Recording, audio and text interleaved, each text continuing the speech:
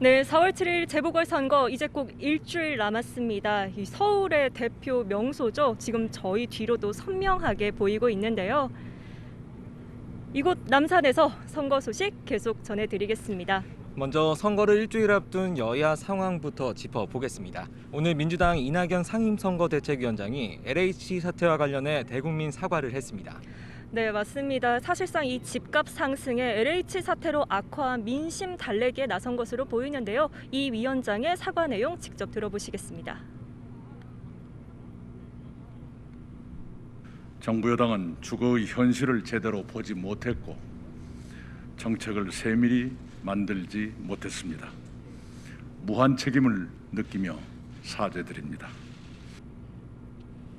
네, 이와 함께 이 위원장은 내 집 마련 국가 책임제를 도입해 이 처음 집 장만하는 경우 금융 규제를 대폭 완화하겠다고도 약속했습니다. 자, 국민의힘 오세훈 후보는 어제 또 TV 토론회에 출연했고 오늘도 관훈 토론회에 나섰는데 역시나 이 내곡동 특혜 의혹이 쟁점이 됐죠. 네, 그렇습니다. 국민의힘 오세훈 서울시장 후보는 어젯밤에 이어서 오늘 오전 10시부터 관훈 토론에 나서 언론인들과 대담을 했습니다. 역시 쟁점은 말씀하신 것처럼 내곡동 땅 의혹이었습니다. 이 자리에서 오 후보는 이번 사안에서 자신의 초기 해명 내용이 조금씩 바뀌면서 논란을 키웠다는 점을 인정했습니다. 직접 들어보겠습니다. 존재조차 몰랐다라는 표현이 빌미가 된 것 같습니다. 정확한 표현은 제 의식 속에 없었다 이렇게 표현했으면 참 좋았을 뻔했다는 생각이 지금 듭니다. 다만 과거 자신이 서울시장 시절 처가 땅 일대의 그린벨트 해제에 관여했다거나 측량 장소에 직접 갔다는 의혹은 기존처럼 전면 부인했습니다. 네, 이렇게 뭐 여당은 사과하고 야당은 뭐 의혹을 부인하고 여야 모두 뭐 이번 선거에 사활을 걸고 있는데 여론은 이번 선거 좀 어떻게 점치고 있습니까? 네, 일단 선거 날까지 아까 말씀드린 것처럼 딱 일주일이 남았는데 지지율 격차가 좀처럼 좁혀지지 않고 있습니다. 네. 저희 YTN 의뢰로 리얼미터가 지난 29일부터 이틀간 여론조사를 실시해 봤습니다.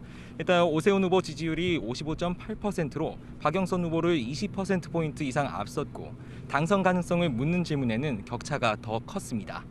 부산시장 여론조사도 추세는 비슷했는데요. 네. 국민의힘 박형준 후보 지지율이 과반을 넘어서 민주당 김영춘 후보를 19%포인트 앞질렀습니다. 네, 아무래도 이번 선거가 여야의 양강구도로 치러지다 보니까 2030 청년층과 그리고 중도 표심이 굉장히 중요할 것 같은데 여론조사 결과는 어떻게 나왔습니까? 네, 일단 오세훈 후보가 모든 연령대에서 박영선 후보보다 지지도가 높았습니다. 네. 말씀하신 2030 청년층에서도 오 후보가 많게는 20%포인트 넘게 앞섰는데요. 특히 주목해야 볼 만한 부분은 박영선 후보가 기존에 우위를 보였던 40대에서도 오세훈 후보가 근소한 차이로 앞질렀다는 점입니다. 그리고 중도층에서도 오세훈 후보가 30%포인트 넘게 앞섰는데요. 안철수 후보와의 단일화 결과 국민의당 지지층 표심이 오 후보로 향한 것으로 보입니다.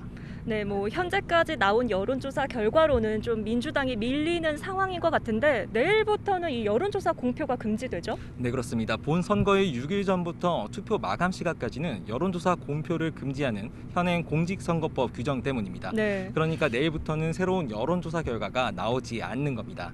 막판 여론조사 결과가 자칫 선거 결과를 왜곡할 가능성을 줄이자는 취지인데 유권자 입장에서는 어느 후보가 지금 앞서가는지 정보를 당분간 접할 수 없게 됩니다. 네.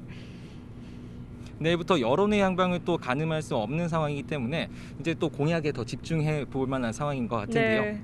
그래서 먼저 민주당 박영선 후보의 공약부터 살펴보겠습니다. 박영선 후보 이 제1호 공약으로 21분 생활권 도시를 약속했습니다.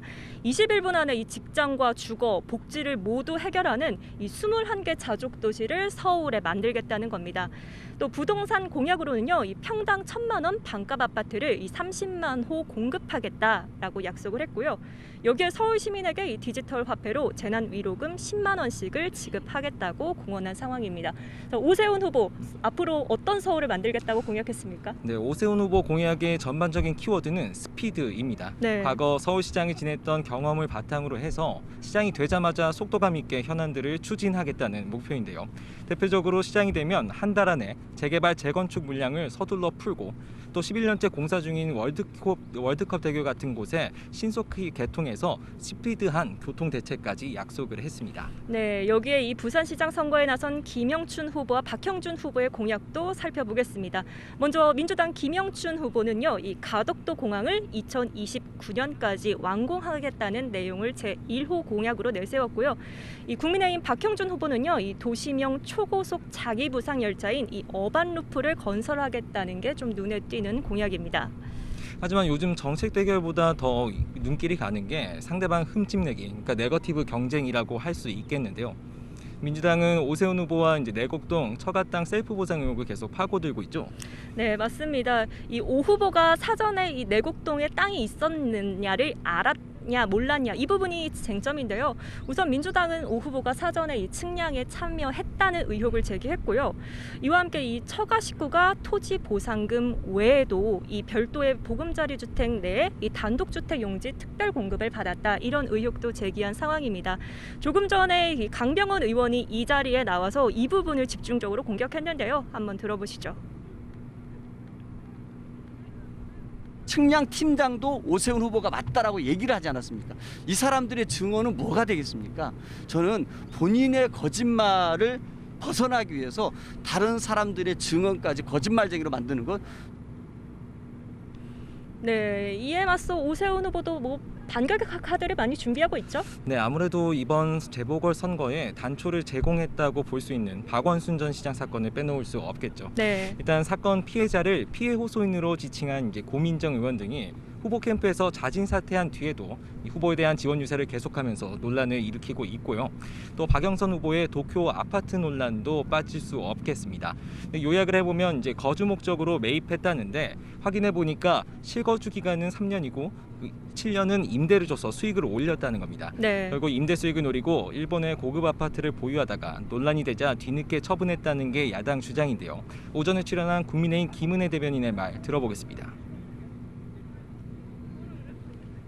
배우자가 핍박을 받아서 실거주용으로 이 아파트를 구매하셨다고 했지만 사실 또 며칠 지나지 않아서 임대를 줬다라고 해명을 하시고 계세요. 오락가락합니다. 질문할 때마다 답이 달라집니다. 네, 이런 네거티브 전쟁은 부산시장 선거도 마찬가지죠. 네, 그렇습니다. 김영춘 후보 역시나 오거돈 전 시장의 성추행 사건으로 치러지는 이제 보궐선거라는 점이 걸리고 있고요. 국민의힘 박형준 후보 같은 경우에는 LCT 특혜 분양이나 기장군 건물 재산 신고 논란 등 재산 관련된 부분이 주요된 공격 대상입니다. 네, 또 이번 선거 사실상 여야가 사활을 걸었다고 해도 과언이 아닌데요. 여야에게 이번 선거 좀 왜 이렇게 중요한 겁니까? 일단 이번 선거가 치러지는 시점이 가장 큰 이유일 것 같습니다. 내년 3월 9일 대통령 선거를 불과 1년도 채 남겨두지 않고 치러진다는 점인데요. 서울과 부산에서 지금 유권자만 해도 1,100만 명이 넘습니다. 전체 유권자의 4분의 1가량이 투표자인 만큼 이번 선거 결과가 사실상 대선 민심의 풍향계로 볼 수 있겠습니다. 따라서 민주당으로선 정권 재창출의 동력을, 국민의힘은 정권 탈환의 발판을 마련하기 위해 사활을 걸 수밖에 없는 상황입니다.